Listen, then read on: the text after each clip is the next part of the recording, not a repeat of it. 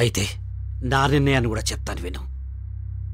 నా మాటని గౌరవించేవాడు మాత్రమే నా కొడుగ్గా నా ఇంట్లో ఉండాలి. That's all.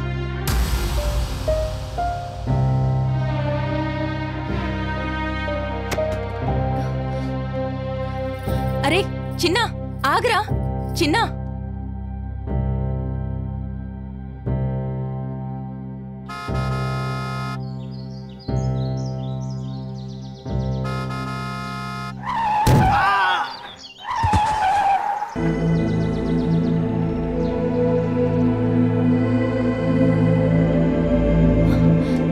అయ్యో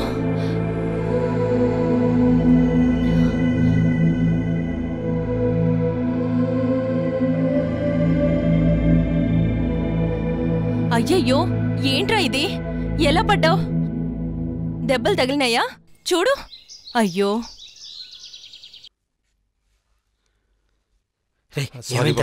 దెబ్బలేం తగిలాయా? చూపించు. నువ్వు కృష్ణమూర్తి కదా? అరే నువ్వు దశరథ్ కదూ, బాగున్నావా? బాగున్నా. నువ్వేంటి ఇక్కడ? ఇది మా ఇల్లేరా బాబు. దా మాట్లాడుకున్నాను రా, రండి. భలే కలిశాన్రా.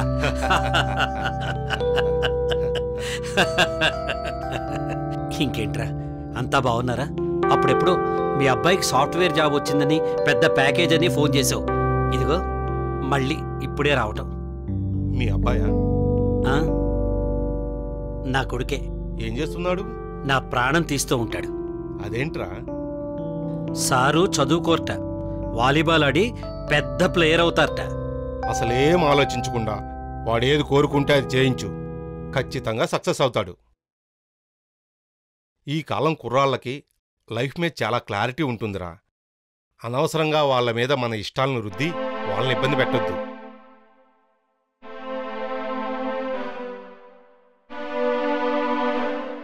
ఏం చూస్తున్నావురా? కారు నీ సొంతమేనా? అవును.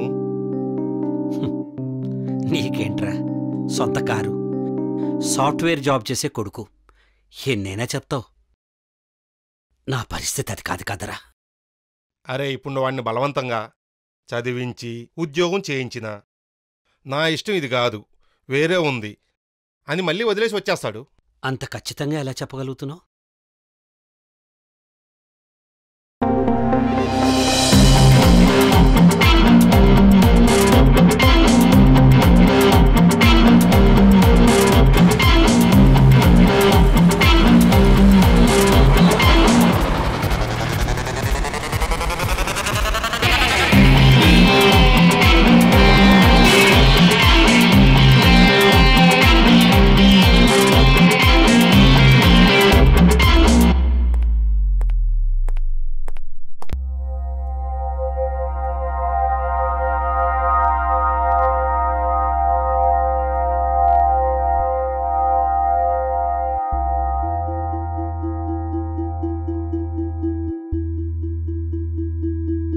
అమ్మా కళామ్మ తల్లి, నీ ఒడిలో ఎంతోమంది సామాన్యులని అసామాన్యులుగా మార్చిన చరిత్ర నీది.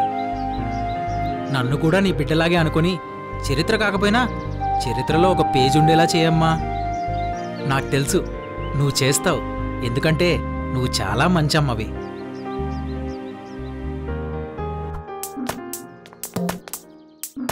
ఇప్పుడు కాదు, తర్వాత కనపడు. ప్రతోడు హీరో అని వచ్చేయటమేనా మా ప్రాణాలు తీయడానికి? హీరో అవుతావా? అసలు యాక్టింగ్లో అలానే వచ్చా నీకు?